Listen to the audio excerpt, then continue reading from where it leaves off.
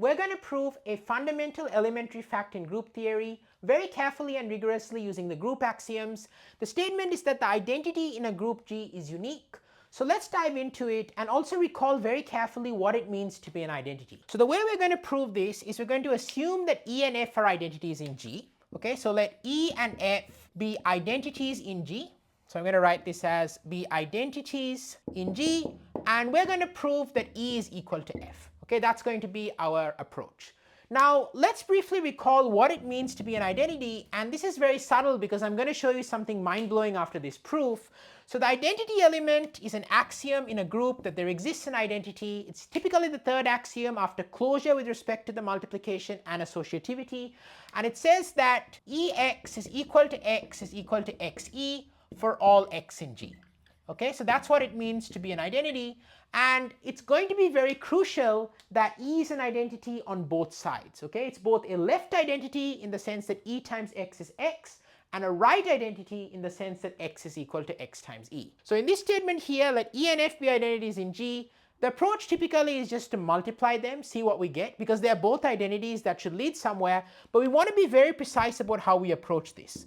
So we're going to multiply them, and our first observation is because F is an identity, and what kind of identity? It's a right identity. Okay, so the same axiom there applied to F. Okay, so because F is a right identity, so I'm going to write this as since F is a right identity, so multiplying on the right by F doesn't do anything, so E is equal to E times F. That implies E is equal to E times F, and then we can then say this is actually equal to F because E is a left identity. Okay, so since E is a left identity, multiplying on the left by E doesn't do anything, so this is since E is a left identity. Okay, and therefore we conclude that E is equal to F, and the way we'd say this is since E and F are arbitrary, we just pick two identities E and F, we know that E is equal to F, therefore we deduce the identity in a group is unique. Okay, so that's how you'd state the mathematical proof. Now I want to talk about this last point briefly but significantly, because really what we showed is we did not want to use the existence of inverses in a group. Okay, so this is applicable to what are called monoids, mathematical structures where you have associativity, you have a binary operation, so it's closed, you have associativity, and you have an identity. Okay, so we've shown that in a monoid, identities are unique. In fact, we've shown that if there is a left identity and a right identity, they have to be equal.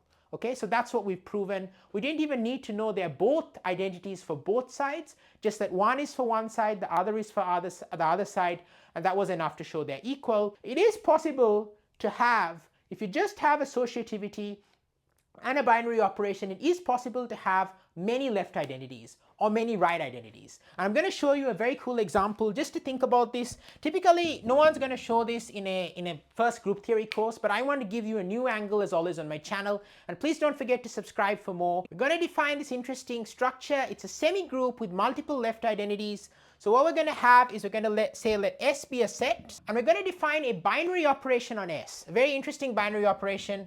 We're just going to say that X star Y is equal to Y for all xy in S. Okay, that's going to be our binary operation. Now, why is this interesting? This satisfies, it's closed under multiplication. Okay, it's just closed, it's a closed binary operation. It's also associative. Why is it associative? Well, for associativity, we have to say that A star B star C is equal to A star B star C. And why is this true? Well, A star B is always going to equal to B by definition. The way the operation works is X star Y is always equal to Y. So A star B is always equal to B.